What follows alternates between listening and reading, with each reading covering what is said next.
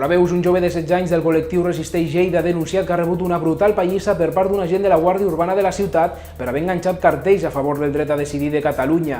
En paraules del jove, un cotxe patrulla el va seguir la nit de dilluns a prop de l'avinguda Blondel i el va enxampar després de que el noi arrenqués a córrer i s'amagués rere un cotxe que estava estacionat a un pàrquing del carrer Canonge González. Segons el jove, els dos agents el van trobar i un d'ells va començar a colpejar-li amb una porra extensible. Segons el menor, després de diversos cops a les cames i al cap, l'agent va reconèixer el jove i li va dir el nom al seu company de patrulla.